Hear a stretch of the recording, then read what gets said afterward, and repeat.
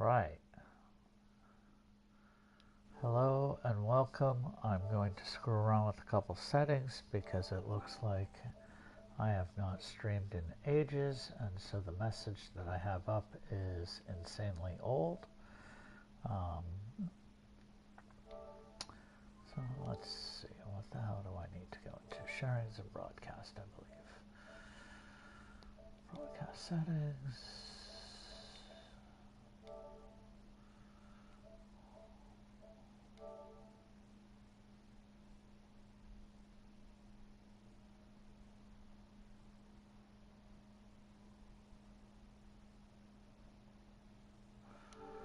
Let's see if that did it.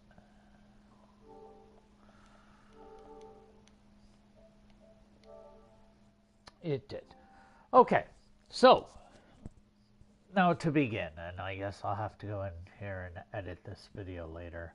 I'm being lazy and streaming live directly through my PS4, not bothering with OBS or Slob's, a specific variant of OBS, so I don't have my camera hooked up or anything. I make no claim at all to be an expert at NHL 21.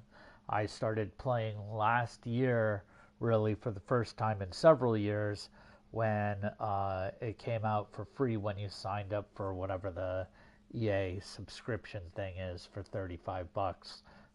And I did that because I genuinely like sports games, so I play a bit of Madden. I prefer NHL 2K5, so yeah, I'm one of those folks, but that's not there anymore, so I screw around with Madden. I play some hockey, I play some soccer, I play not only EA Sports Soccer, but Pro Evolution Sports, or PES as I guess they're called now.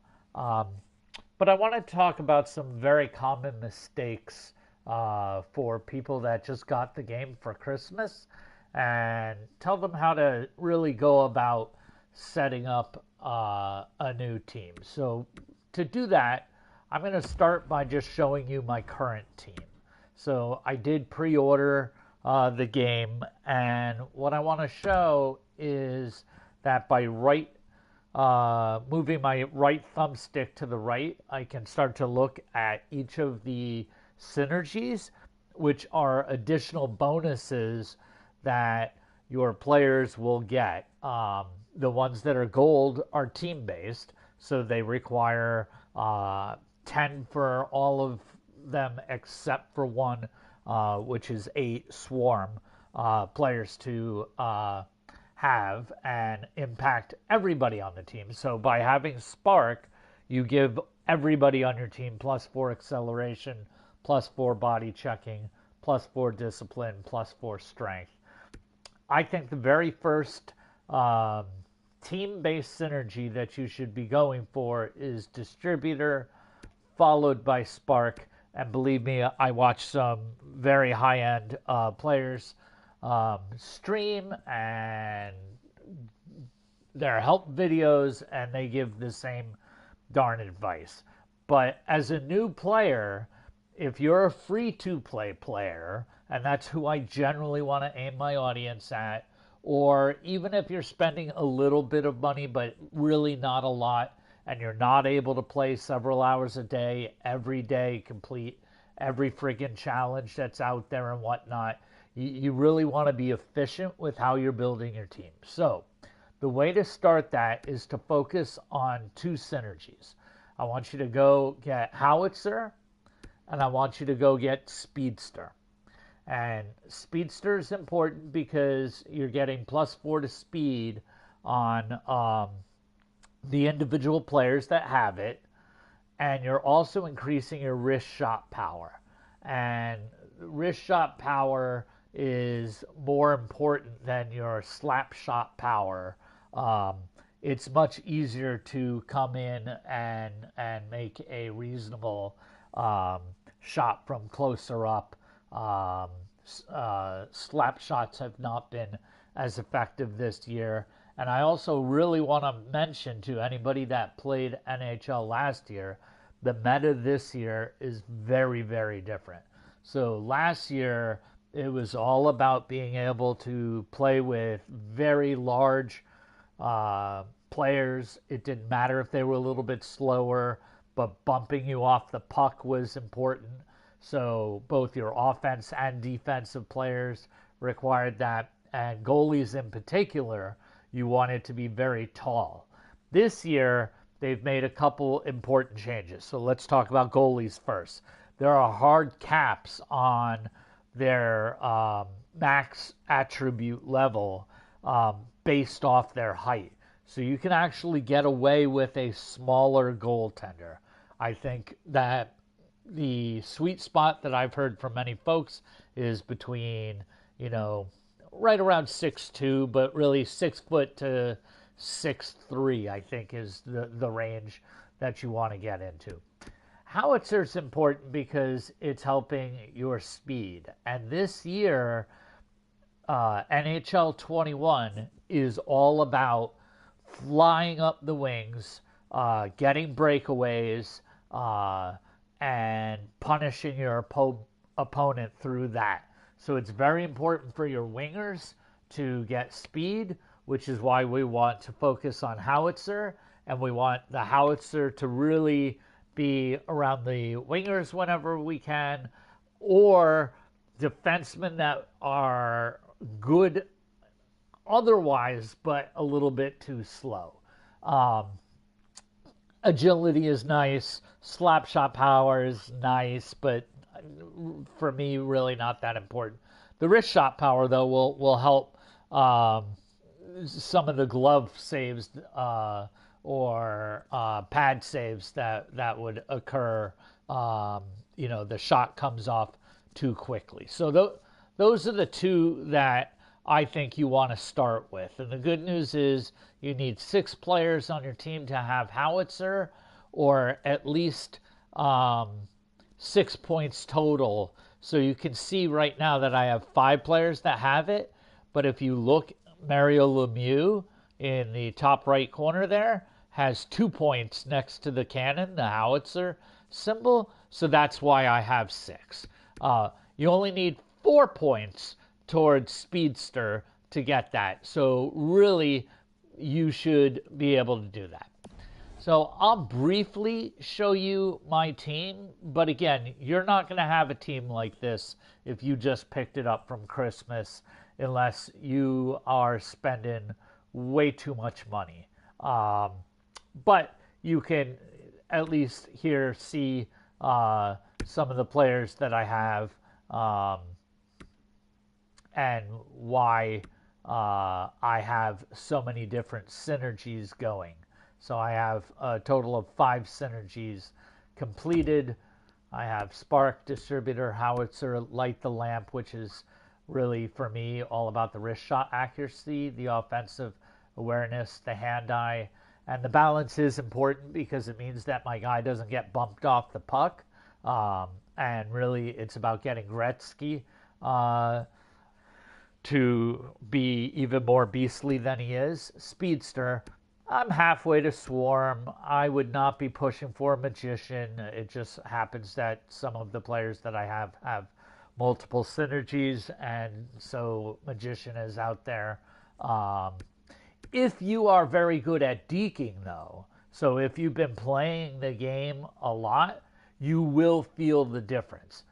I, however, suck at deking, so it's not where I would go, and I know that even the top-end players are not prioritizing Magician.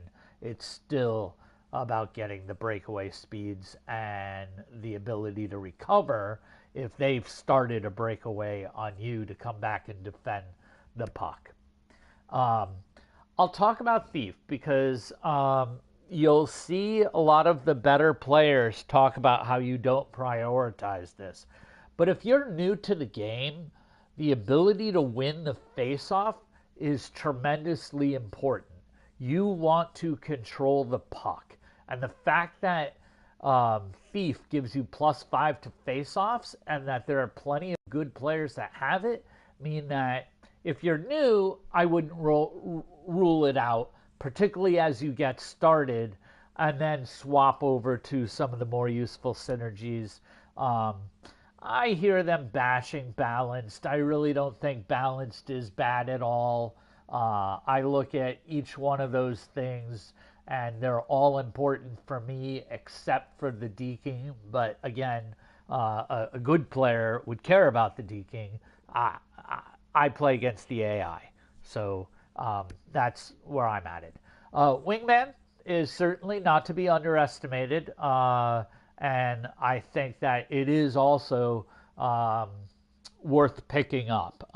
If I could get Wingman activated, believe me, I'd be doing it because my McDavid would be even crazier. Barrage, that's going to be your third, fourth synergy. Slapshot accuracy and power just not as important. Neither is aggression because you're going to be controlling the majority of your players the majority of the time. Offensive awareness will help, but that's more for like redirecting the puck into net and such. So hand-eye and offensive awareness.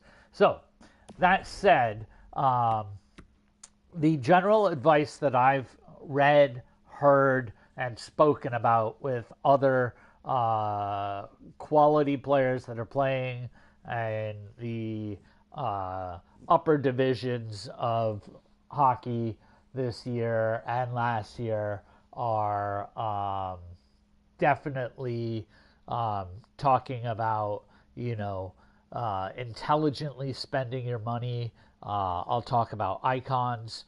Maybe I'll make that a separate video.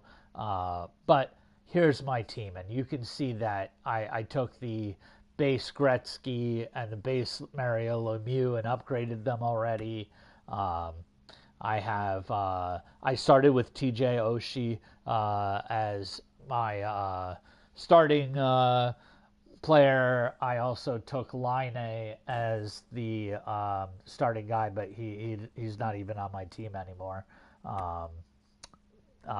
But I think he's a great player, and certainly the height advantage that he has at 6'5" will mean that you can poke check from a lot farther away, and that's not to be understated. It also means that he's hard as hell to bump off the puck because he is a big dude. But before I go on to the but, I'll just show my defense. So I have a pretty darn good defense as well. And the player that, I would most like to get rid of would be him. But I can't do that until I get the synergy to replace the light the lamp that he's providing. And by all means, I made him, and I'll show you how to do that. Let's skip through all of that. Let's get right to the goalies. I did the very thing that every top-end player is going to tell you not to do. So for the team of the year, which is over right now, you had a choice of several different players. You had centers, you had wingers, you had defensemen, you had the goalie. On paper, the goalie was absolutely the best that was in the game, but he's the least important position on your team, and don't let anybody else tell you otherwise. You want your first two lines of offense to be good. You want your first two lines of defense to be good. Then you really want to, I probably build up my third line of defense, but if you built up your third line of offense, then came to defense, and then finally went back and built your fourth line of offense, and then got a goalie, that's probably the sequence that you want to do. The bottom line is, if people are taking shots on goal, it's because you haven't controlled your defense properly, and you've allowed open pathways for them to take those shots. So you didn't want to do it. But Andrew Valesky here had 3 of the best synergies in the game. And with that said, I knew that if I got him, he was going to be my goaltender for the rest of the year. He will automatically get upgraded as every Andrew Vasilevsky card comes out that's better than him. His stats will auto match. And despite his height being 6'3", which normally affects, I believe, for instance, the overall quickness, speed type skills, they won't apply to him and this card. And that upgrade won't cost me anything. So it won't cost me a gold collectible or an icon collectible. The card gets released and boom, instantly this is better. Which is why the Team of the Year players are the best players to save up to go get. And, well, so now you know that. I also want to point out that my backup goaltender, I'm never taking Vasilevsky out. I'm never taking any starting goaltender and benching him because he's letting goals in. So you can save a lot of money by getting a bronze goaltender that's your backup that has 2 or 3 synergies that you're going to use to help your overall team. Now, I will mention that goalkeepers only give synergies that are team synergies. They don't have any that provide individual synergies, nor are the synergies actually impacting their stats. So, like, for instance, when we look at Vasilevsky here, the fact that I have Spark and Distributor up doesn't mean that he got those bonuses. That said, still important.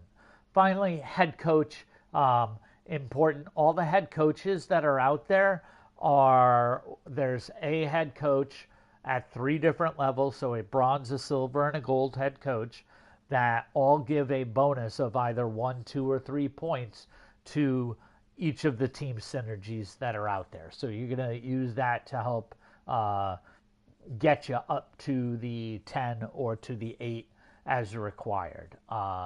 So now let's talk about what you guys should be doing in terms of buying a cheap, effective lineup. And so you're going to see that I have a whole bunch of teams made. They were all variations. I wanted to see how I organically grew my team over time. But I created this noobs team, and you can see it's an overall 93. So let's make this the active lineup. And then let's go look at the team. These players are all, these players are all very affordable, meaning that they're all definitely 5,000 or less, and most are under 2,000. So I'm not saying that from day one you can afford everything, but this is a team that I think you should build.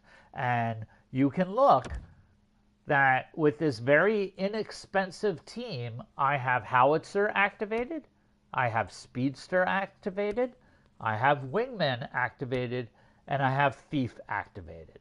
I did not go to any of the team synergies.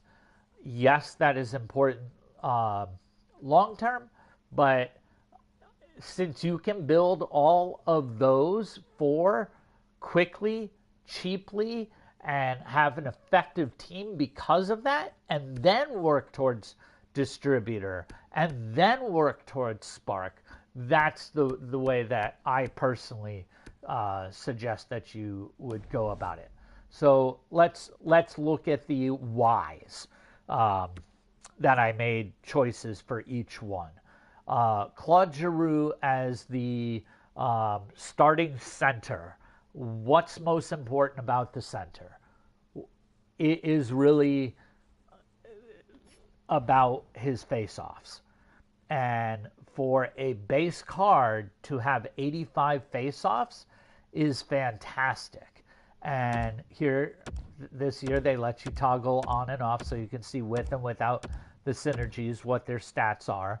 So starting off, even if you didn't have the synergy, an 86 speed, an 86 acceleration, and an 86 wrist shot is pretty darn good. His defensive awareness is all right. His stick checking is all right. But it's getting the puck. Get that darn puck. Win that faceoff. The fact that he also has speedster, and that's one of those priorities that we want to go towards. It's not so important for my center to have speed. I prefer it to be on my wingers, but that's why I made that decision. Now, this card is a fantastic card, and if you play him on the wing, he's also great. But early on, you're going to probably have him as a top-end center because if you activate the Thief synergy, he has an 87 face-offs. Without that, 82, well, if you're just starting, that's okay. And, you know, you're going to get punished if you're playing against humans or more difficult AI teams. But at 87, you should be doing well. The fact that he can stick check and help get that puck away from people coming in on you and help the defensive side of things is great. And look at his acceleration and speed. They're insane. Guy flies up and down the field. So that's why I said eventually you're going to switch him to a winger. But for right now, we want to have 4 lines that all have very solid face-offs and that don't cost us a lot of money. The next line, and yes, he is higher rated overall theoretically than I have on my second line, but I'll explain why I put him here. So 88 face-offs, fantastic. Hey, if I'm playing my third line, I'm already at a disadvantage because my wingers are probably not as good. So it's even more important that I win my faceoffs. That's one of the reasons why I moved him down. But the other is he's just slow. You know, his acceleration is good, so he'll make up in recovery, but he won't move up and down the ice as quickly. And for that reason, well, really for both reasons, I thought it was more important. It is nice, though, that his wrist shot with wingmen is very good. And even without wingmen, it's really not bad for a starting card. And then finally, let's look at Koivu. Koivu, again, has Thief and gets you up to the 87 and is cheap. He's also huge. 6'3", 215 pounds. You ain't knocking the puck off him. And you are going to be able to knock the puck off other people. What do I mean by that? I mean if you body check or hip check them, the puck is coming off their stick. And then you can swoop and steal it. He's slow as hell. It's why he's on the 4th line. But it's the position that requires the least amount of speed is your center, because he's just going straight up and down. He has both offensive and defensive responsibilities, and really face-offs, and again, get that face-off with the Thief up to 87 on my 4th line for such a cheap card. Money, mint. Brainless. Don't even question it. Just do it. So let's go back up and look at my wingers. Pasternak will cost, if you're lucky, you can pick him up for 1,000, 1,200. You shouldn't pay more than 2,000 for him. But, it's nothing like the 5,000 to 7,000 he was when he was one of the best winger cards out there. And he's still shockingly good. Let's talk about why. Well, you can see his base stats here. He's got an 86 speed, 86 acceleration, and an 89 wrist accuracy. His hand stats are all 88 to 90. He's great. You put on Hawkissimo, and now he's got an 89 speed. When you eventually get distributor up, and that gives you 3 more, now he's in elite speed.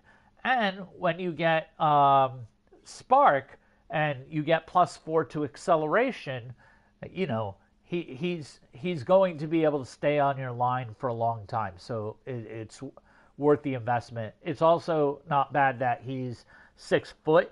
You kind of want your wingers, if you can, to not be 5'8" and 150, 160, 170, 180 pounds. You want them to be in that 6 foot on the small side and around 200 pounds so that they don't get bumped off the puck too easily. Don't worry about the defensive. It's not the winger's role. Yeah, they help in that, but it's about flying up the ice and making shots. Phil Kessel.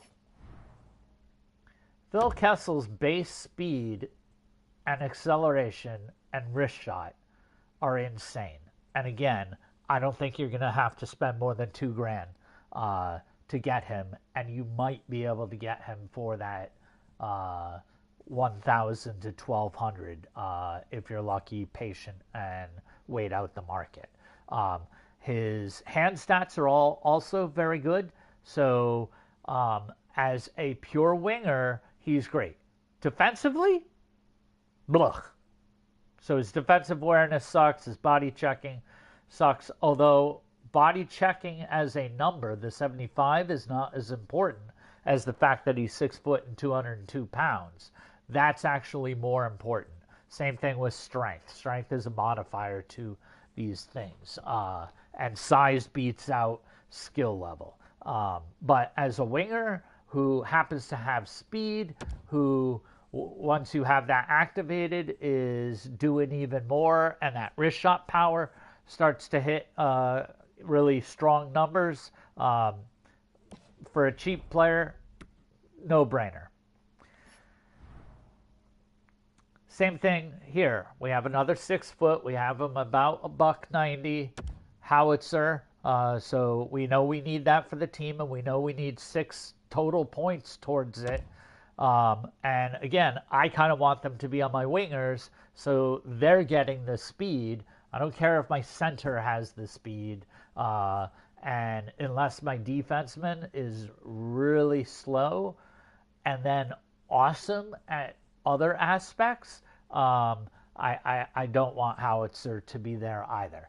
So I think as a third line guy, to have an 87 acceleration, 90 speed, and 84 wrist shot, help me with my Hawitzer, have reasonable hand stats, is all pretty good mojo. And again, inexpensive. I'm trying to get you guys flying right out the start within, 2 weeks, be able to have this team not spending a penny of real money, but just playing the game, earning coins, turning around, going to the auction house and buying or trading for those cards. Although trading is difficult here, most people just have to buy.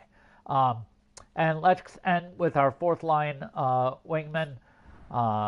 DeBrincat is great. He's small, so he's going to get knocked off the puck. He is not going to steal the puck off anybody. But again, not what you need out of your wingers, particularly if you're playing against AI. You want them to just be able to fly up the ice, take the shot, and have the shot be accurate. And as you can see, that's exactly what he does. He, with that acceleration and speed, he is able to quickly receive a pass, or get his stick on the puck, fly up the wing, and 89 wrist shot accuracy, pretty darn good. His passing stats are great. So I think he's doing everything that you need to do. And as a fourth liner, yeah, no problem. Let's go to the other wing side, and let's start at number 1, Johnny Gaudreau. Small, 5'9", 165. I know it goes against everything else I said, but you know what? I needed more Thief synergy, and it's not because I want Thief synergy to help him. It's because he doesn't need any synergies. As a starting card with 89 acceleration, 88 speed, and 86 wrist shot, he's flying up and down the wings, taking the shot, and all is good. And his hand stats are great, so if you happen to be good at juking, all the better to you. Moving on, 6 foot, 172, so a little bit lighter, but again, we can see a consistency. 87 speed, 87 acceleration, 90 speed with howitzer. Not as good a wrist shot, but he's got some good power in there, and I think that's fine. Moving on down, we're at the third line here. Without howitzer, this card starts to look a little lackluster. He's a little too slow. 84 speed and acceleration. His wrist shot is nice at 86. His slap shot is nice at 86. They both lack a little bit of power, but not bad. But once we throw on howitzer, now his speed's gotten up there, and now his power is matching his accuracy, and his hand stats are all good. So I think a fine choice. Excuse the cough. As you can tell, I'm a little bit sick. Fourth line. Fantastic size, elite size, 6'2", 212 pounds. I want that fourth line to be, if they're on the ice, I'm already suffering a bit because they're not my fastest players. They're not my most accurate players. So I want them to be able to play a little heavy. I want them to be able to knock people off the puck. But I still want them to have reasonable acceleration, speed, and shot. And he does that while also fulfilling wingman, getting that activated for that improvement on wrist shot accuracy, not only to him, but for the other 3 players that have wingman. So I will mention that you will see a lot of top-end players play their left-handed wingers on the right and their right-handed wingers on the left.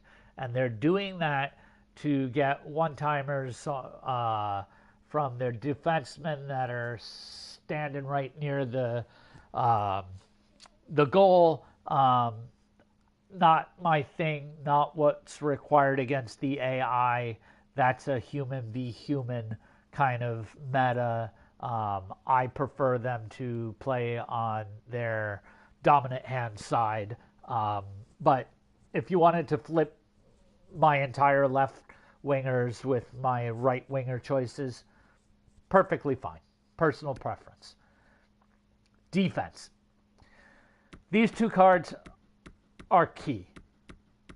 They both have they're completing out my howitzer line for me, but they're also making it so that we go from 84 acceleration to 85 speed to suddenly having 88 speed, good agility. You see the increases to the slap shot power, so they can actually score goals for you, particularly in the offensive zone of your opponent off the face-off directly back to that winger, and then to that defenseman, and that defenseman immediately taking a snapshot.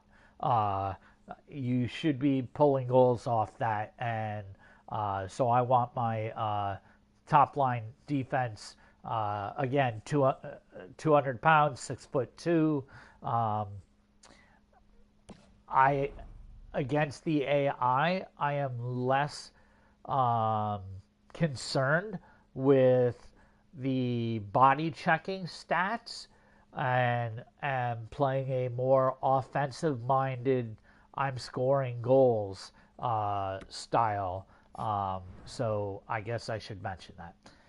Aaron Ekblad, again, you're going to find him very cheap, certainly no more than 2,500, and really you can get him for a hell of a lot less than that.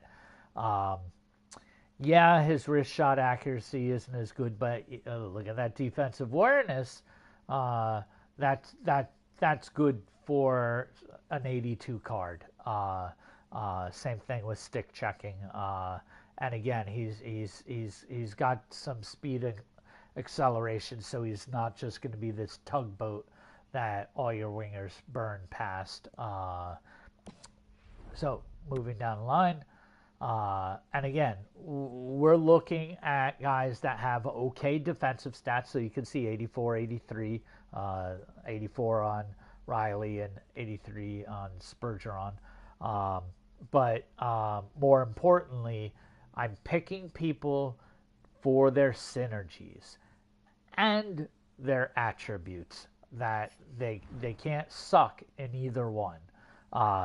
88 acceleration, 85 speed means that, again, if there's a turnover, he can immediately start buzzing back and help use that defensive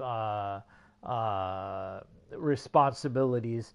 He's small, absolutely. But I said I play an offensive style game, and I'm actually asking my defensemen to take shots at goal, particularly off the face-off. So I want the wrist shot accuracy higher than snapshot accuracy. And I know that's opposite thinking of a lot of people, but it works for me. It works against the AI. It probably will not work against humans, but that's the thought. Riley, again, helping me complete Speedster. I have great acceleration, great speed, solid defense. So it is what it is. Yeah, his shooting's not as good, but again, those snapshot goals are surprisingly possible against the AI. And third line, again, we've gone with another short defenseman. Long term, you do not want that, but why? I wanted the 88 speed. He needs to be able to recover, and I don't want guys flying past me. He's got good defensive awareness. And yeah, obviously there are crap ton more defensive players with much better height, weight, better stick checking, etc. So, but will they help your synergies? And are you having to play defense, or do you want them to follow you up the ice and help pass the puck around and take shots on goals? The answer is ultimately you want both, but for starting third line defensemen, you only want them on the ice for a little bit of time, and that's where I went. Klinsberg, been a stalwart for ages. Offensive defenseman. I took the Thief, and unlike a winger where that doesn't really help the winger, it is good for your defensive players because it increases by 5 their stick checking. So suddenly, this guy, 85 speed, 85 acceleration, yeah, his shooting isn't great. But he's got great passing. He's got great puck control. His offensive awareness is up there. And his defensive awareness is good, and his stick checking's elite. So don't overthink it. You'll upgrade these down the road. Goalies, you can now pick up the base Vasilevsky at a pretty good price, and I'll show you in the store. And I think it's worth starting a goalie that has a synergy that you really, really, really want to build towards, which means distributor followed by spark. And then my backup, again, is a bronze, because I'm never going to pull this guy out. I don't care if he scored 10 goals on me. He's so much better than the other guy that's the way that it is. And I want my backup to just have synergies in at least 2 of the 3 team goals or team synergies that I'm working towards. And he has 2 of the 3. He has the top 2, and arguably Spark is worthy of consideration as the 3rd, because it only requires you to have 8 points in it. And those are all good things. Agility, defensive awareness, hand-eye, and stick checking. So it's an easier thing to get with a lot of utility towards it in comparison with like balanced and whatever the bombardment thing is that's helping with your slap shot power and accuracy. Screw that. That's not the way to go. I will say I would try to focus on not goofing around with bronze and silver head coaches, and shop around and wait till you find a head coach that has 3 towards the synergy that you're working towards. And again, it should be distributor followed by spark. But, hey, if you needed to go spark first and then distributor, that's fine. So that's my team suggestion. Let's check out. Oh, sold something. Very nice. Let's look in the store at a couple of these. In fact, it'll be easier to do this. Go into my team. So Giroux, my starting center, playing for Philly, and it was the base card, 84. So you can see it's the same card.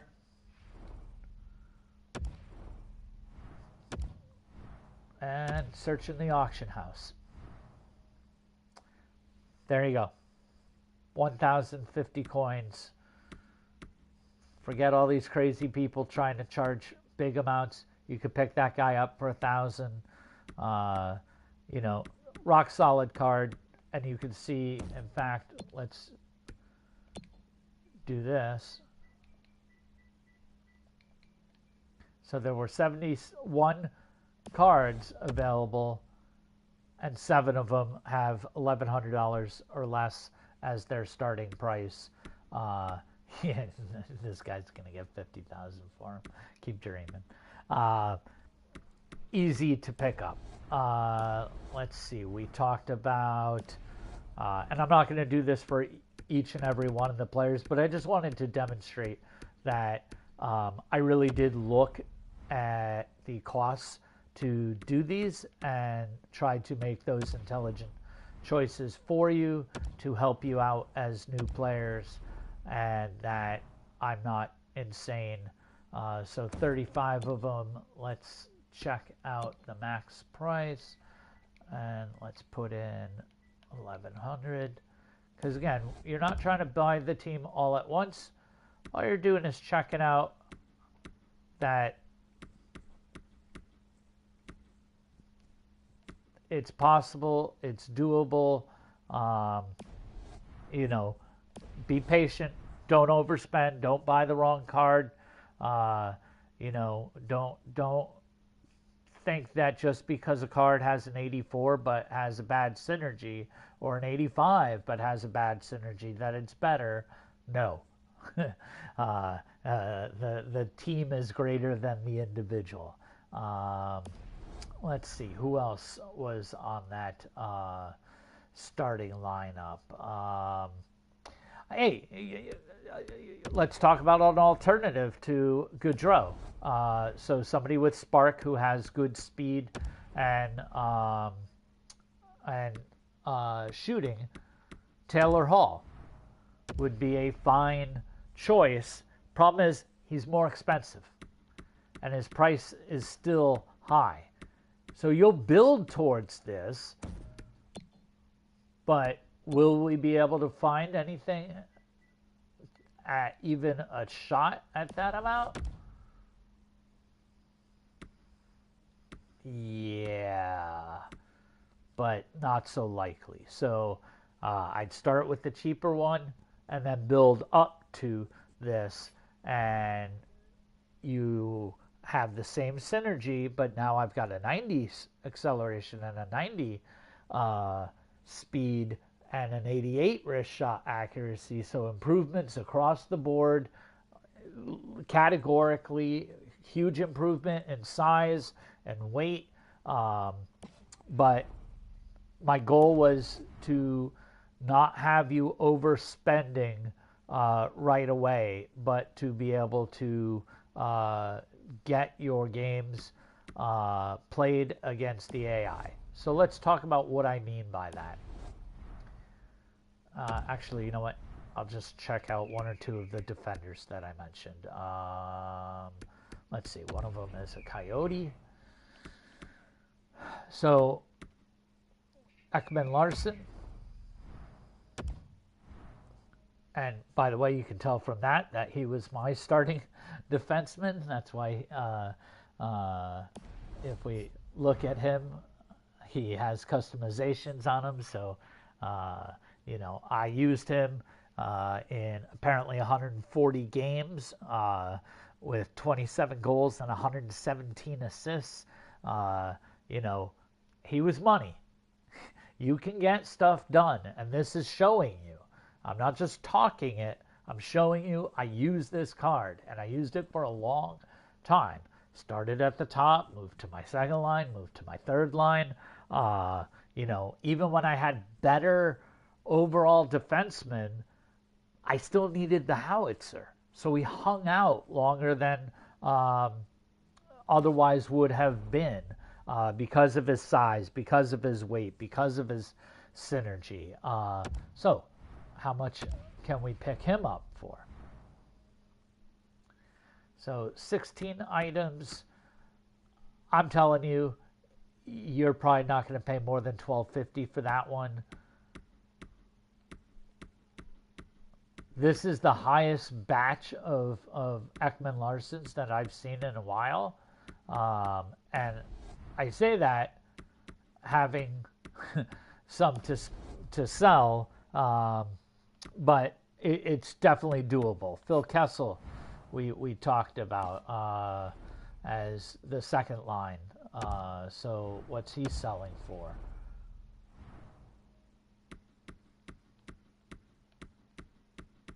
People asking $8,000, even $5,000.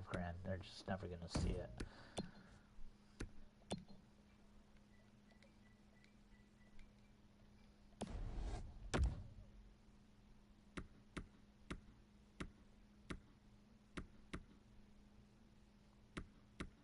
So, doable. And the last one that I'll look at is simply the goalkeeper, because hey, if you're looking to just get a down and dirty goalkeeper that's going to be effective for you, base Carey Price traditionally within this game has always been a very solid goalkeeper. I would be spending more than, boy. We'll compare this with the Vasilevsky, which is at least using a synergy that we know we want to build towards. But let's check out 2,500, and believe me, so you can see, there are people in there trying to start it off at that price, and surprisingly enough, they will slip through for that 1,100, 1,200. Another thing to mention, all gold cards on specific days of the week will sell for 1,000 to 1,100 gold, simply because you need 50 gold cards to trade in for a 50 gold players, to trade in for a gold collectible. So do not believe the sell for price that you see. If you have a gold card, you might as well start it at 950, 1,000. It should be going for that, and you don't want it to go for less, and you don't want to trade for less. But I said Vasilevsky, who is on the Canucks, unless I'm completely crazy. Maybe I'm completely crazy. Who would that make him on? Either Lightning or the Leafs. So here we go. Guess number 2. So the base one. And again, let's look at mine specifically. Played for me for 225 games. 220 of them wins, 5 losses. Very reasonable goals against and save percentage numbers. Glove high is an important number, particularly against humans. But as is stick high. But he's just a very good, balanced goalkeeper. Again, you can see that his speed here was 85, and it was a hell of a lot higher on the crazy card that I spent money on, 93. He wouldn't normally be able to get to that because of the new stat restrictions that they put on. So, a couple other super basic things, and then I will wrap this video up. How to make coins in NHL 21. Well, you want to come over to single player, you want to go into Hut Squad battles, and you want to play these games. You want to select your teams, and you want to play on a level of difficulty that you know you can win. You do not want to have to repeat games. You don't want to have losses. I certainly, and I don't need to just talk it, I can show. I've been playing at a Pro 1 level this year. Last year I was making it to Elite 3 with great regularity, and really should have been able to hit Elite 2 with greater regularity.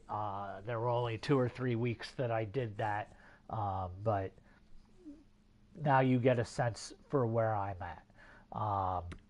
But even if you think you can play against pro, but you might lose, it's not worth the coin differential. Just win your game at semi-pro. Don't waste time replaying and the coin replaying, because if you lose the game, yeah, you can pay I think it's 500 gold to replay the match, but you don't want to have to do that. I mean, yeah, you'll sort of make it up, but you sunk in that time. So this is one of the ways. And on Fridays and Saturdays, normally the reset occurs at 5 p.m. Eastern. So you have up to 5 p.m. Eastern of the following day to get the 4 matches played, at which point the refresh will happen. If you look in the lower right-hand corner of my screen, you can see opponent refresh is available. So if I hit my square button, all 4 of these games would get swept away, and 4 new ones would come up. And at 5 a.m., that will a refresh will occur again, and I don't have to complete those until the next reset. And you can carry 1 reset through. Every other day of the week, you're only getting the 5 p.m. Refresh. So that's how we go. We also definitely always want to play Team of the Week, and it's worth 2 times points. This is the only game that I would say, hey, if you wanted to start at a slightly harder level than you would normally play at, just to try and get those possible points, and then we're forced to replay, you could, but always be checking how many points you're at. You can see on the right-hand side of the screen my battle points under the EA Sports symbol next to my coins and everything, where I'm at. The week just refreshed, so here's the bar, and I'm working my way up, and I've been doing many other things. I play a ton of different games, so I've been slacking a little bit, and like I said, I've been sick. The other place that you're going to make coin, going into hut challenges, when you are just starting, unless you are spending money, do not kill yourself doing whatever the hut challenges of the week are, which is always the leftmost category. And in particular, this week's cards that you're working towards aren't that great, so you don't really care about getting the European HC untradeable card. But the monthly collectible card, certainly not bad. But are you going to be able to do it at pro level? I don't know. Depends on the player. However, all of you should be able to be ripping through these games and earning coin on the cheap. And you can see, even if it took you 2 games to make it through all this, you should be banging against these challenges. It's just free money. I mean, it's just that simple. And you can see that the money improves. Obviously the difficulty increases, but the money improves as well. So,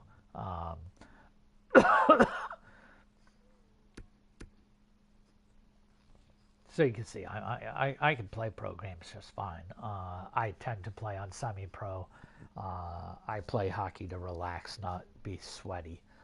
So I kind of want to just win my games, go through, and then play my MOBAs and other games and watch my movies and such. But that's an effective way of making money, and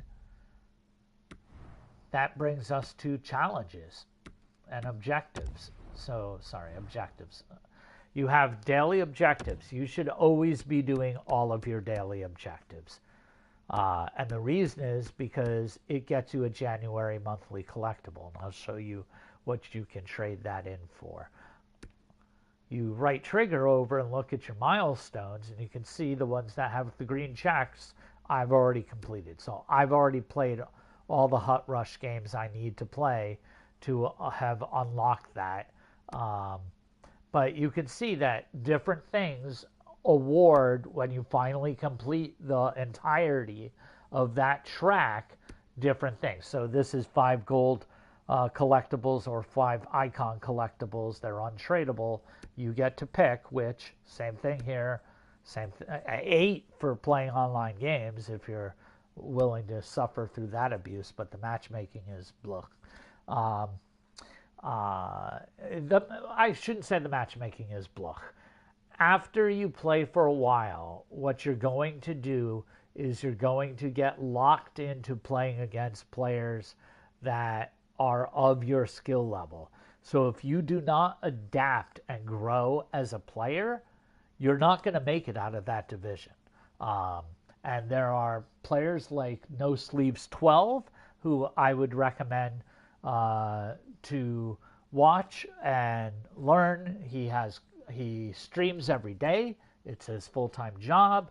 So I think he starts around 10 a.m. And plays into the roughly 5 o'clock time frame, depending on the day.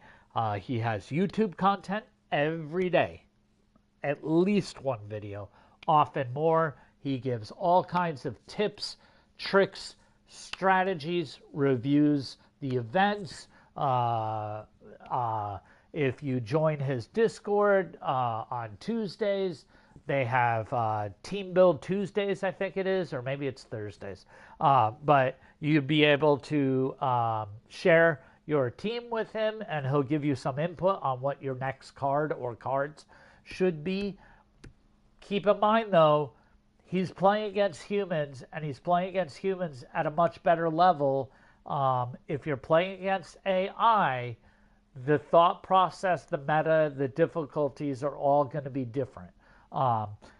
Completing sets, completing hut challenges. So you're going to unlock these gold and master icon cards. So right now you're wondering, okay, well, what the hell does that mean? What do I do with those, Hawk? Well, I'm going to show you. Over in the exchange, you have the sets. And let's start with the monthly reward set. So remember how every day when you log in, every 23 hours, you're going to be able to reopen your daily rewards pack.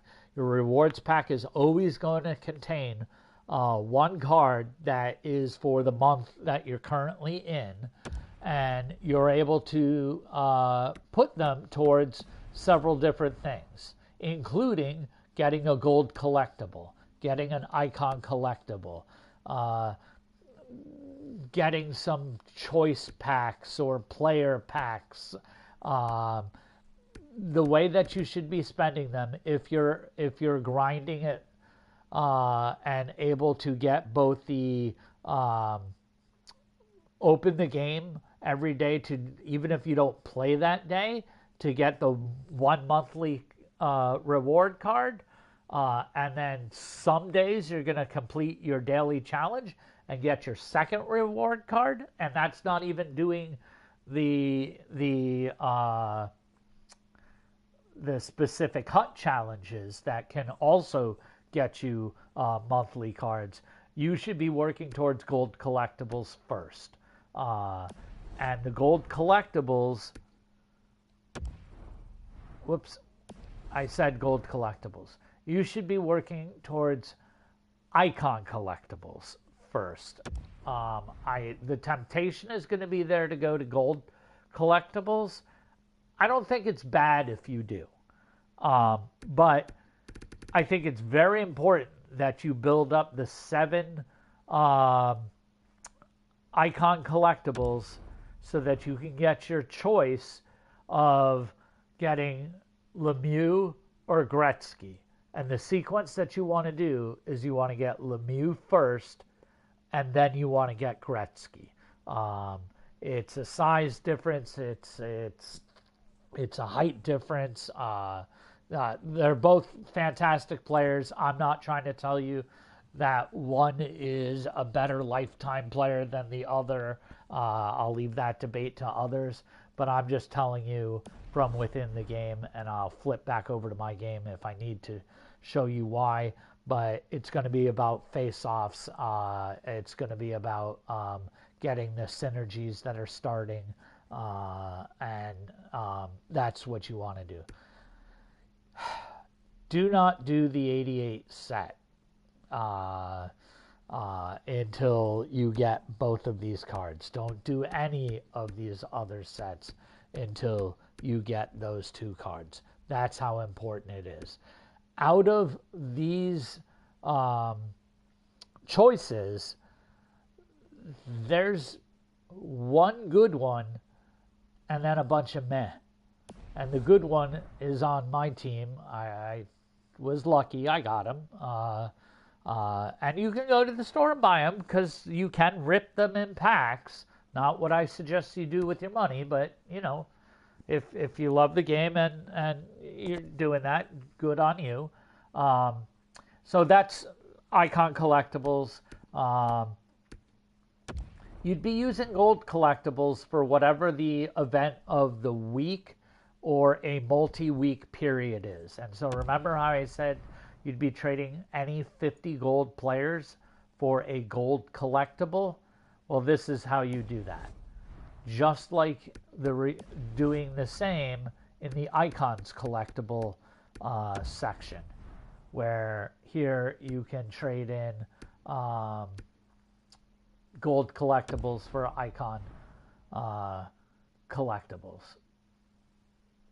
Oh, I'm sorry. That's the trading a gold collectible. It's going to be the one that's 50. Here it is. So 50 gold players for one icon gold collectible. Again, you'll also get them by doing your big stuff over periods of time, not your daily or weekly objectives, but multiple month objectives. You'll eventually earn some of these. Do not buy these in the store. They're overpriced. If you can buy them for $42,500, that would be having bought each of the gold players at $850, or up to $50,000. So I spent $1,000, or let's even say $55,000. I spent $1,100 on each gold player. I guess that wouldn't be the worst thing in the world, but really you could have used that $1,100 or the $55,000 rather to buy the specific player that would help your team, and that's a better utilization of your time, your money, your resources. I want to mention the upgrade sets. The only upgrades that you should be doing is trading in bronze players for silver and silver for gold. Do not waste your time trading in 2 random gold players for 2 other random gold players.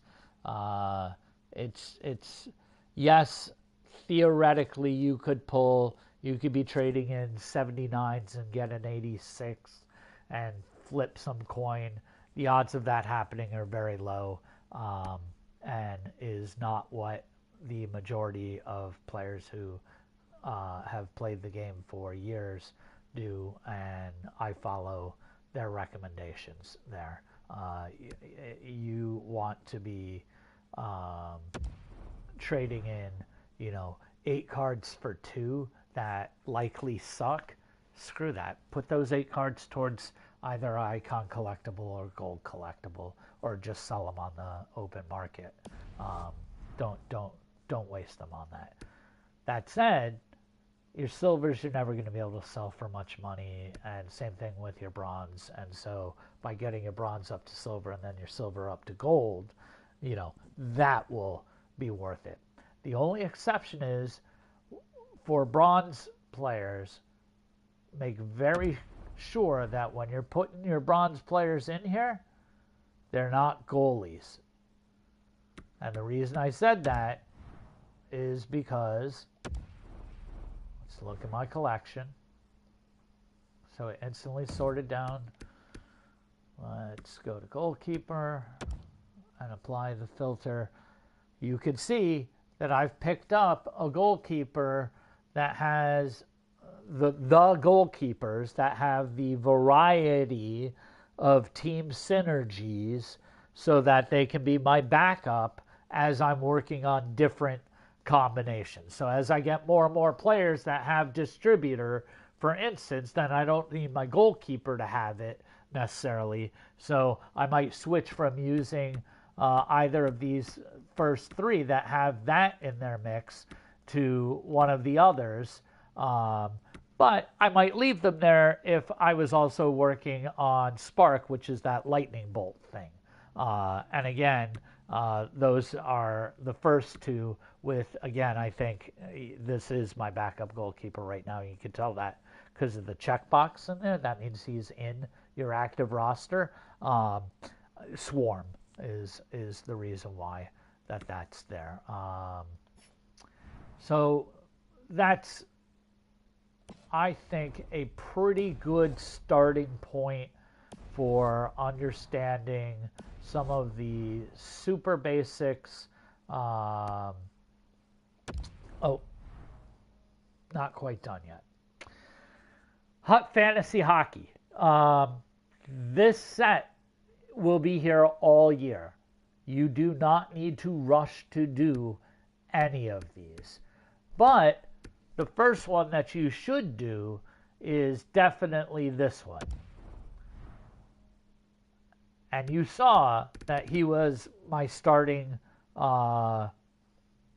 center. And I'll go back to my actual team to show you why. Mark Stone, fully upgraded, still feels slow. He's big as a house, knocks people off the puck. I'm not saying he's a bad card. I'm saying he fits last year's meta, not this year's meta. Kel McCarr, certainly not a bad choice, and better than what people were doing to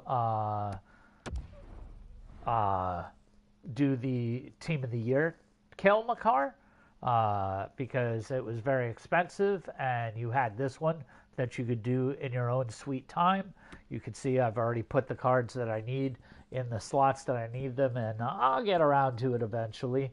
Or if I decide not to, I'll sell the requirement cards. But one of the things I can do is just show you what the player looks like right before his full upgrade. What I don't like about Kel McCarr is he has elite speed. He has elite endurance, or acceleration rather.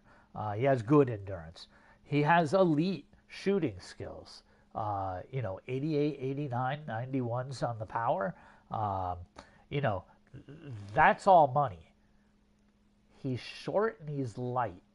So he's not as effective as bumping people off the puck. Again, not exactly how I use my defense, but something to keep in mind. But the reason I don't like him is his synergies. F shutdown. What? I'm up in body check and shot blocking. Come on.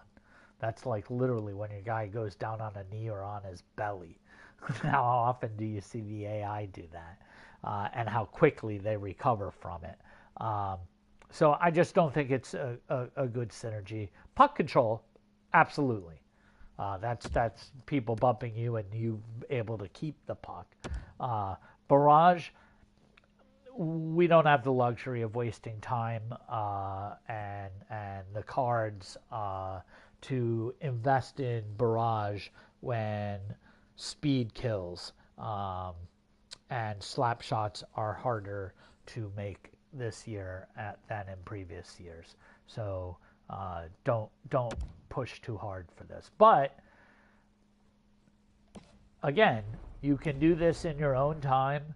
You don't have to hop right up to the initial. You could work your way up to an 86, and then you'd have an 86, and this is what he would look like. So 90-90 with 84, that's nothing to shake a stick at. But the only way that I do that, again, is if I fulfilled the synergies that I needed and feel like I can have a player out of the synergy that I would want to move towards, simply because he's doing other good things, and they damn well better be good. So obviously this is a PG stream. Let's see. This card is also not at all shabby. So let's look at the second to last, because again, if you do this, he'll go up to a 90. We expect in another week or two that his 91 will be available, which will cost you more gold collectibles. But let's look at what he's bringing to the table. Speedster, huzzah. Put it on him. Great. Have distributor, it's 3 more to speed. So now he's fast. 95 wrist shot accuracy, man. 97 wrist shot power. When he's making shots, they're going in. But balanced is such a... It's a downer in comparison with Spark or even Swarm. I'm not as down on it as others.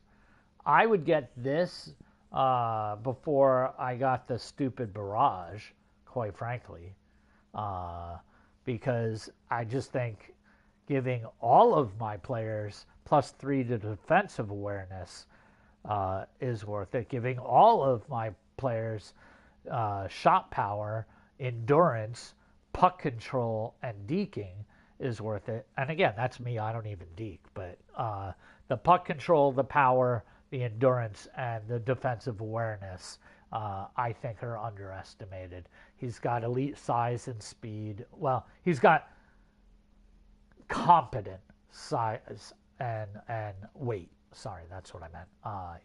He's got very good speed, especially with distributor, and especially adding Spark as well, which gives +4 to his acceleration. So certainly not bad. I just wish that he had another synergy besides balanced. So if it had been Speedster and Wingman, or Speedster and Howitzer, Speedster and Swarm, or Speedster and Spark, Speedster and Distributor, people will be all over him. So that's why I haven't built him up yet. He puts me into a synergy lock where I don't like really what's happening there. The only thing that I haven't covered in here, the very, very first thing you should do is bang through all of your tips.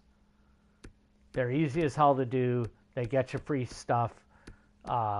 If you haven't done it, stop whatever the hell you're doing and go knock all these out and get your stuff and be done with it. It really does give you some of those cards that you might have otherwise been spending money on. You might get in just by completing your tip set. So what haven't we talked about? We haven't talked about team building. Each team has a collection of cards that you can trade in to build an untradeable card that you can put on your team. And in my opinion, based on what other folks were telling me, the Vegas Golden Knights was one of the strong choices, and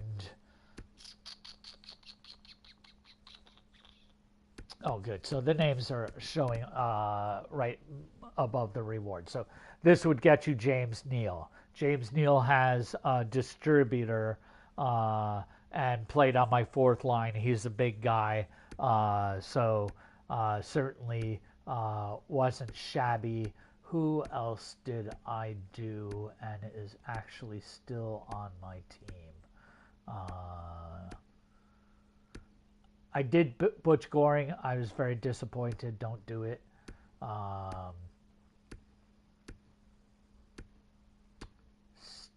Steve Duchesne, I believe it is. I believe he is the right defenseman that has Light the Lamp. I'll double check that in a second.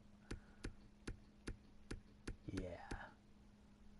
And the consensus in the community was that the other ones weren't really worth doing.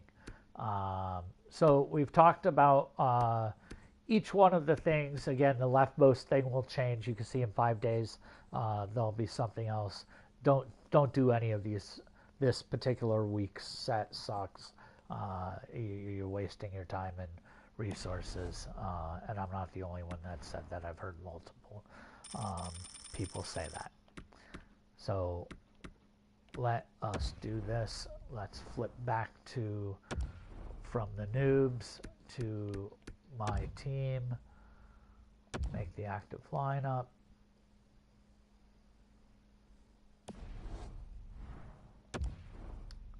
And go look at them. Whoops.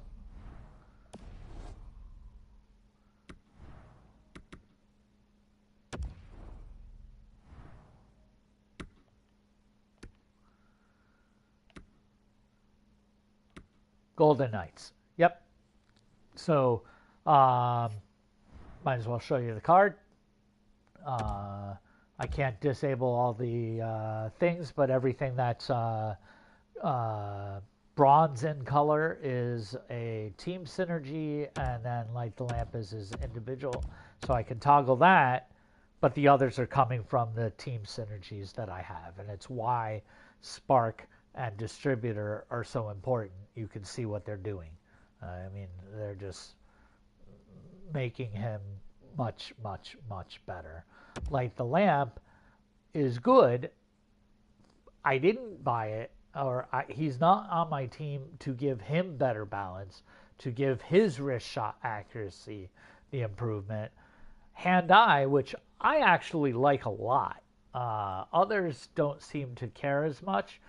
Hand-eye is, again, when your dude is redirecting the puck into the net, that's hand-eye and offensive awareness. And the fact that it's helping with both of those is huge. But really, why is Light the Lamp there? Well, remember how I told you to go get Mario Lemieux? This isn't the base. Let me go show you the base ones. Why make it more confusing for you? Whoops, not the store. Let's go to the exchange. Let's go into the auction house. Remember, when you go into the auction house, you could apply filters, which we're going to do. We want to look at my master icons. I only want to look at centers. And I want to look at 89s is really what I'm trying to get to. So we're going to compare Mario Lemieux with Wayne Gretzky, these two right here. And you can see expensive as heck, which is why going through the cards to go get them is the way to go. Tradable's nice, but you know what? When you upgrade them from their they're considered bronze right now to silver, so this was a silver upgrade on Sid Abel. They turn untradeable again. So yeah, don't do that. So Lemieux, when we look at him, has distributor and howitzer. So I told you, two of the most important things to get. Even without distributor active, you can see he has an 85 face-off, 90, 93 in acceleration speed, and 94 shooting across the board, and 94 hand stats across the board. 6'4", 225. Nobody's bumping him off the puck. Maybe Charo, but you know, he's a beast out there. He imposes his will. Gretzky, if he had better synergies, we'd be looking at something different here. 90, 84, better face-offs, but his synergies aren't helping you get what you need for your team as quickly. But once you light the lamp on Gretzky, even base Gretzky, he starts to look almost perfect in terms of shooting. So that's why I valued Light the Lamp. You're going to get a Gretzky eventually. So thinking ahead about who else has Light the Lamp that can get it done for you is worth it. And I guess with that in mind, I'll point out one card that immediately comes to mind. I sold mine, but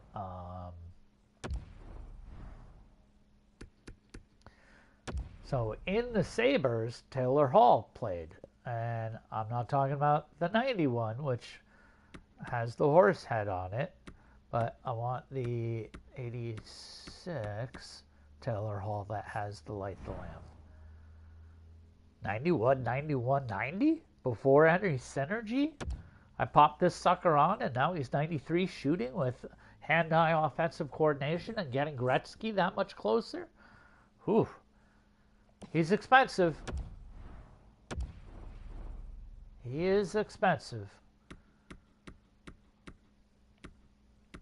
But one day, you'll start to be able to afford this kind of stuff, and is worth considering in that Gretzky combo kind of thing.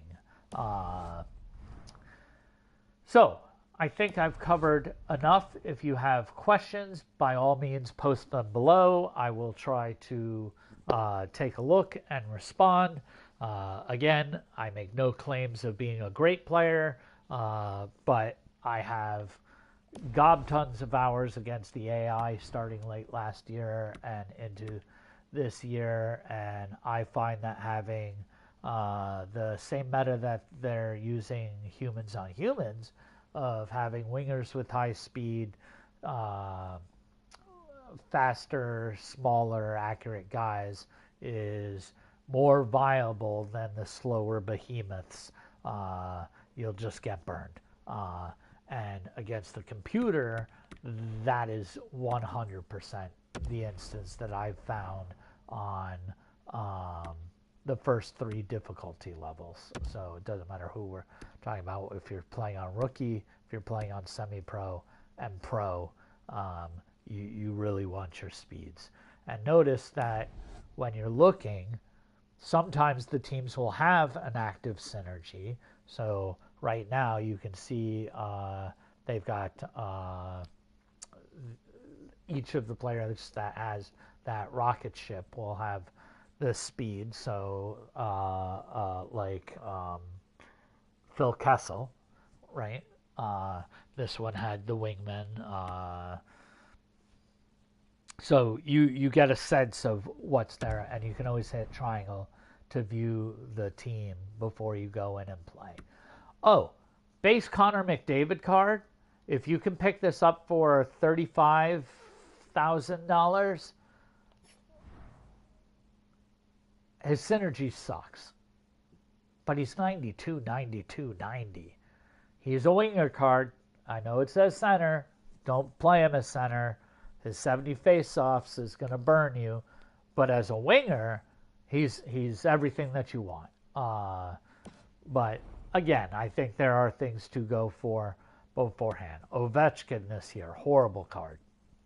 Don't do it. So slow. So slow. Not accurate enough. Not defensive awareness enough. Not stick checking enough. Yeah, just don't do it.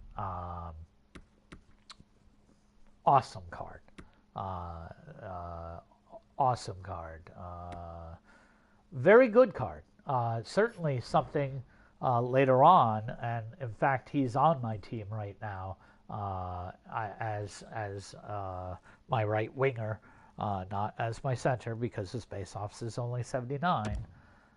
But 87, 89, then I got the +4 and the +3, and an 89 shooting. You know, fourth line, he's looking pretty sassy to 6'1", 201 pounds. You know, perfect for you guys starting off. Sure, but you can see even on this team with studs behind, 89 on the third line with Patrick Kane. Here's Phil Kessel, because his shooting is way above what his card ranking is. Phil Kessel will not play like an 83 card for you. He will feel like an 85 card for you, especially once you get Speedster there. But even without 87, 87, 89 for acceleration, speed, and wrist shot accuracy is insane. His hand stats are all good. All his shooting stats are good. He's garbage in your own zone in terms of defense. He's not garbage. He could be 5'8" and 156 pounds, in which case he'd be complete garbage. But he's not good. Make no mistake about that. There are other good cards. 82 is sort of okay. I would not play a center that had lower than 82 to start. You'll lose too many face-offs, and again, you've got to control that face-off. You need the puck on your team side. You want to play in their third of the ice or in the mid, and you want to spend as little time on the defense as you can. All right, well, with that said, I am going to end this video. I will give one more brief look at my team, although you're all capable of just playing rewind and looking. I upgraded Gretzky. It was a limited time thing. You won't be able to do it until the silvers come out. I'll end up being able to do that. We hope that we'll be able to do that at a discount. So let's say that it normally costs 6 icon cards to upgrade him. It'll probably cost me 3. If it costs 9, it'll probably cost me 6 because I spent several to get him to this point. But I won't lose out in the exchange. And he's a stud muffin right now. I highlighted the wrong card. 95, 94, 99. like I said, you get that light the lamp active and have your Gretzky card. He's a machine, and yet he's on my second line. 92 face-offs. 92 face-offs. That's insane. Why? Well, because I got Connor McDavid, who has 98, 97. Yeah, okay, his shooting's a little bit lower. 98, 97, man. 98, 97. I can't wait to get Wingman and get it up to 99. Oh, and improve my wrist shot accuracy up to 97, which places him right there with Wayne Gretzky. I would have to put together a completely different video to show you guys how to adjust your power play teams, your penalty kill teams. It has to deal with the sequencing that you're adding them into your blank slots. So whoever you put in first will be your extra attacker. And then I think the second one card that you put in, I don't care whether it's your fourth liner, would end up being your extra attacker. So you do want to, as you're adding cards in while you're making your initial team, scroll through and see what the hell is happening. And if you don't like what you're seeing, start moving things around. For me, I definitely wanted my extra attackers to be studs, and I like the fact that they weren't on my first line, who was more likely to be tired. And I certainly want my shootout team to be the guys who not only have good shooting, but good deking, in the hopes that one day I'll be able to deke properly. By 3-man OT, we talked about what does 91 Sean look like. Looks pretty good when you have Spark and Howitzer active. And again, 93 face-offs. He's definitely looking good. Some of the icons that I went for, I think Joe Sakic is very good. Let's take this down. 86 face-offs. So I said 82 is the starting number. As you're building up, 86 isn't bad, but you're getting him because you want distributor. I wouldn't buy him. I'd be taking the, you put in your collectibles and hope that he's one of the choices that you get to make. I like Chaudière. I got him originally not because of Light the Lamp. Well, I didn't have a choice, right? I took the best of the bunch that was there. But the fact that he had Light the Lamp and an 88 face-off, and that even without Light the Lamp had a 91 shooting, and that his initial speed and acceleration were good and will only get better once I go through silver and gold upgrades, was a big part of the thought process. And I'm telling you, balanced after Swarm, maybe even before Swarm, depending on what other cards I get, it's going to be one of the two. It's going to be my third. And it sort of depends on how the other cards fall. Certainly not bad. Matsudin, there'll be a point at which he'll get swapped out of my lineup because I won't need that distributor point there. But at 6'5", 230 pounds, he's an absolute beast. He has good face-offs. And again, once he gets silver and gold upgrades, his shooting's going to be through the roof. Each upgrade gives you 5 points to every stat except speed and acceleration, which only get 3. That's how the silver and gold upgrades behave. So with that said, the unusual choices, I didn't go and knock myself out to get some stud on my fourth line. Yeah, I could. I just don't see the point. My fourth line doesn't have as much time on the ice. So I put somebody who was reasonable. Like, okay, he's fast enough. He can shoot well enough. The only reason that this guy is on my team is because he gave me 2 points towards Speedster Synergy. I was very light on Speedster Synergy, and I definitely wanted it. And, you know, it went from him being a ho-hum card at 85 and 86 acceleration, speed, and 86 to suddenly, you know, 89 once I had the distributor on there. You know, fourth line quality, hard to complain with.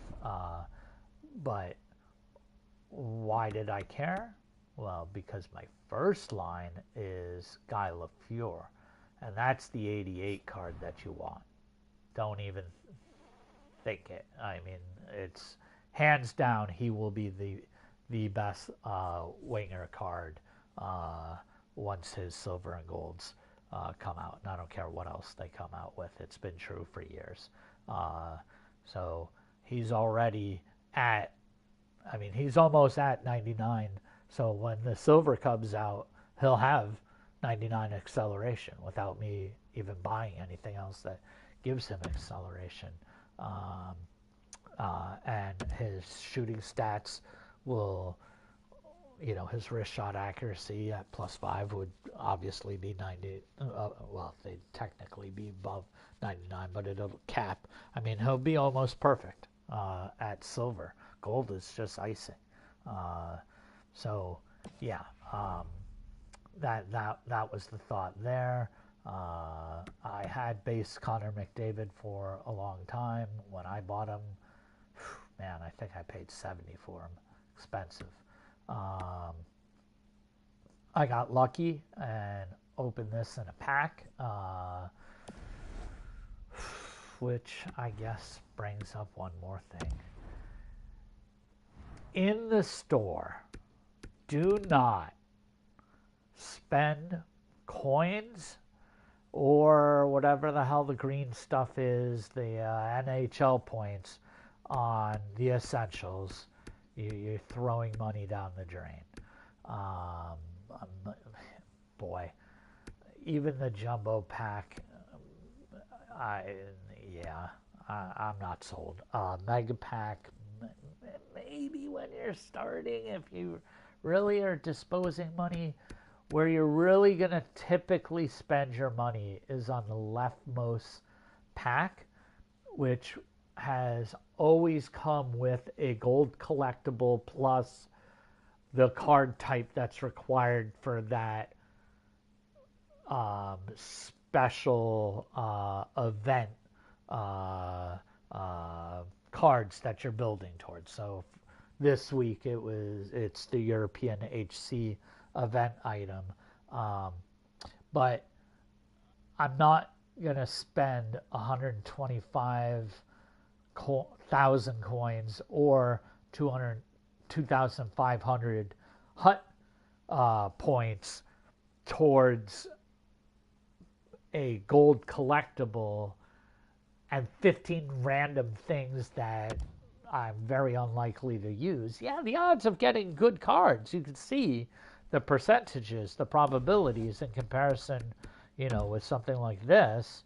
You have a 7.7% chance of getting an 86 compared with a 69%.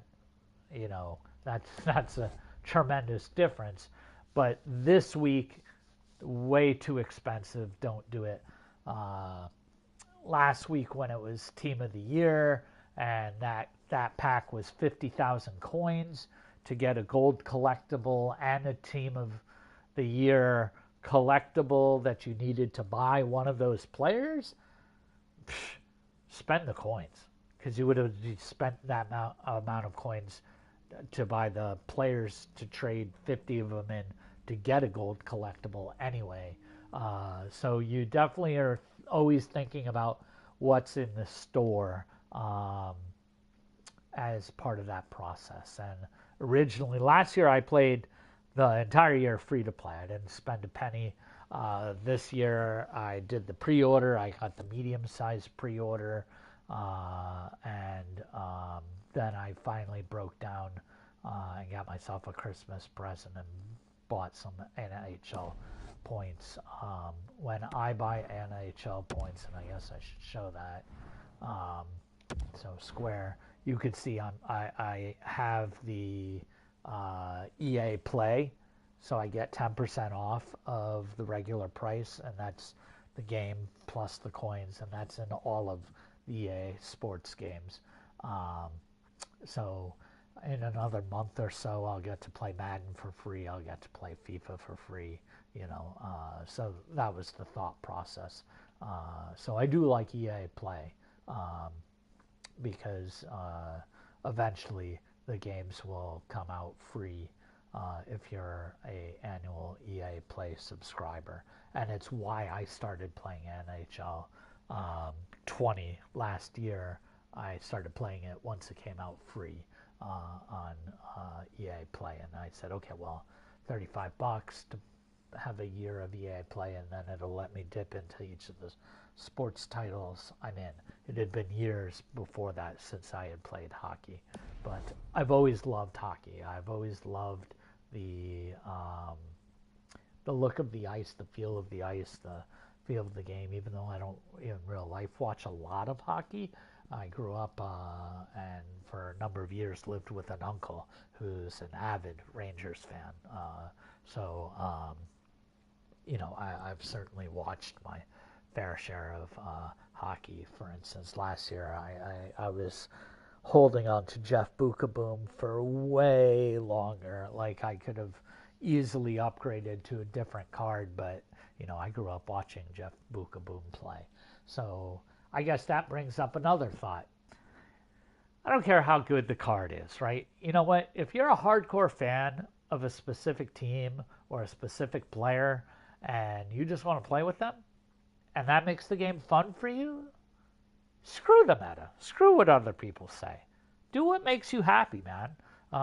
Do what I did with Bukaboom. Hold him for longer than he should. I see all these players that I can replace him with, but it's Jeff Bukaboom. I can't. It's just the way that it was. I eventually, it was heartbreaking when I moved him down my line, but he hung on my third line for, weeks, probably 2 months longer than he should have, just because of who he was, but I enjoyed it. So, all in all, I don't know how many people are going to see the video. I realize that a lot of what I've said goes against the grain of what you're watching top players. But if you're watching my video, hopefully you're a scrub like me, or not necessarily a scrub, but not a deke junkie who can pull off crazy between the leg passes and shots and take 7 shots during the game total, but they all go in. If you're one of those players, like, I don't know, you should never even be hearing this sentence, because you should have moved away long ago. This is for the people who got it free for Christmas or shortly thereafter, Hanukkah, Kwanzaa, I don't care what, for New Year's, for your birthday, if you're end of the year or beginning of the year baby, or are playing with their friends who picked it up, and you want to have a sense of how you should proceed. That's my thoughts when you're playing against the AI. And again, I can't emphasize enough to you how important it is to be grinding towards the milestones, but definitely your daily objectives, definitely your weekly objectives. And don't sleep on, I'm not a big Hut Rush player. It is fun, and the rewards, if you grind it, and I'll show you the rewards as it loads, and they'll change up the formats and whatnot. So apparently there'll be a iteration where I can draft my lineup, and one of them will be a mascot. But you can see from the rewards, I played to level 1. I got 5,000 coins. Like, one game, 5,000 coins. You bought at least 2 good players, right? So this is a no-brainer. You play a couple more games, you'll get a mini pack. You play a couple more games, you'll get a gold players trade pack, and you keep working your way up. If you end up really liking the format, you're going to earn more flat-out coins. You're going to earn more players packs, and eventually, if you really grind, you're going to get a free icon collectible. So you're going to have to debate on how you're spending your time and what format you enjoy the most, etc. I didn't cover the PvP variations of the games because I don't play them, so I'd just be completely making up stuff if I were to give you any advice there, other than the generic speed kills. So don't have slow defensemen, don't have slow wingers, don't have centers that can't win face-offs. You'll get slaughtered. So I hope this was helpful. I know it ran long, but we covered a lot. And oh, by the way, in the upper right-hand corner of my screen, you can see a card with a star in it, and it's giving a countdown timer. So in 4 hours, 5 minutes, and 23, 22, 21 seconds, that's when my daily pack will be able to open. If I hit check or square, it's showing you, hey, I'm going to get this every 23 hours. It's filled with goodies, and one of them is always the monthly rewards. And since the monthly rewards, if you're playing with any regularity, you should be able to get at least a gold collectible or an icon collectible. And if you're a grinder, you can get both. The other stuff I do not recommend. Be patient, man. Build up. The big cards are going to be worth it. So, with that said, I'm going to end. Thank you very much. If you liked what you saw, if any of this was helpful, please give me a like. A subscribe would be great. I don't put out a ton of content.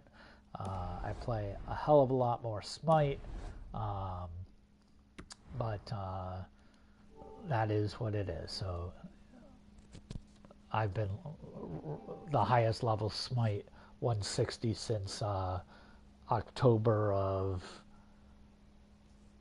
last year. Man, could it even be the year before that? Rogue Company, I've been playing a bit of lately. It's also made by Hi-Rez. Hi-Rez has created separate silos within. So Titan Forge Games now technically is who's putting out Smite, who of course reports to Hi-Rez. Rogue Company is the specific silo that makes the game Rogue Company and reports to Hi-Rez, but third-person shooter, definitely worth checking out. Genesis is kind of a dead MOBA, which is too bad. You can see here that I have EA Play. Yeah, I do play other sports games. I'm on a PS4 still, so I'm down on hard drive.